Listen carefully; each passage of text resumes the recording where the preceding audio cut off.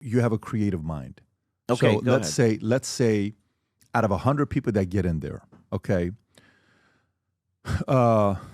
let's say 50 of them are in there because they're driven by power, fame, prestige, narcissists, all that stuff. Okay. Let's say 20% get in because they're statesmen, they love America, they just really want to go out there and make a difference. Let's say 30% get in because they think it's a good job, right? It's like, it's a pretty good job. I'm going to go try it out and see what I can do. I'm going to go be a lawyer. Okay.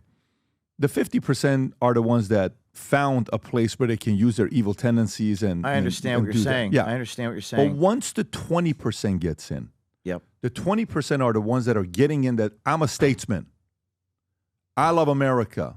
Got it. It's bigger than this. What do you think happens for the 20%ers to flip? What I think is you say 20% statesmen get in there, something Let's like that? Let's say it's 20%. I'm just making up a number. I think that's accurate. I think there are probably 20%. I was probably embellishing. The problem is if you're in an institution, you have leakers or one or two people at the top. All it takes is a couple that are sabotaging your campaign, that are leaking your confidential informants to the press. It completely sabotages your operation. So the problem in these institutions, if you don't have your team, which is like 100% loyal and high integrity, even a few of these snakes can destroy the entity. So that is the problem in my view, is that you have a couple people at the top who are engaged in gaslighting, destructive campaigns. Maybe Bongino, here's another thing, like they're getting fed information that is not true. And they're put in a position, an untenable situation, where it's difficult for them to be successful. Well, that's what I think. Well, James, here's my question though. If they're, from her words, everybody heard it twice, one to a stranger, one in front of a camera on the White House lawn, they have tens of thousands of hours, that's mind-boggling, of grown men having sex with children, okay?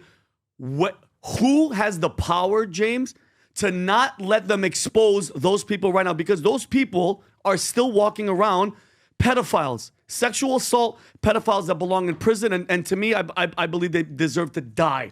Okay, that's my thing. I agree. Who's stopping them, James, from releasing one of the names? We know the whole backstory with Epstein, but you mean to tell me you guys are watching these videos every single day and nobody's been taken off the street? That's a question that Dan Bongino and Kash Patel need to answer. Will they? They need to answer. Will they? Do they have the courage to answer it? Why aren't they answering it? By the way, people expect me to answer that question. I don't have any power. I mean, I'm other than the authority that sources give to me when they give me information. I'll tell you something. I released some videos in the last week inside of Epstein's bedroom in the British Virgin Islands. The American Virgin Islands. I'm releasing images inside of his temple. Some interesting stuff on the chalkboard, by the way. There's a weird picture of a baby in his dining room. Some weird. There's his chalkboard. The FBI had those videos, but you know who released it? O'Keefe Media. Yep. So why can't they release the binders? Remember the binders they released? Yep. Okay, if they release, why can't they release this stuff? Why am I releasing it? Yeah. I mean, there's no sex of children in there. That's something you could show the public.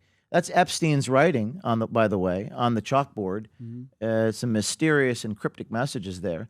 I think our government power, deception, music, mirror in face, either dank brain or dark brain. These are. The public is deciphering these messages that Jeff Epstein. This is video, by the way, if you're wondering what this is. This is days after he was raided, shortly after his arrest there in 2019, 2020. And that's the penmanship to show that it was in fact Jeff Epstein's writing on the chalkboard. So we released this video, and my point is someone inside the United States government provided that to me. Wow. Someone inside the United States government gave that to you? That's correct. That you're in communication with? That's correct. High-ranking or mid-level? I can't say. Okay. But they gave it to you because they knew that the government wasn't going to release it, so let me have it released by an OMG. They gave it to me because they don't trust the FBI. And they work for the FBI? I can't say. Wow. Okay.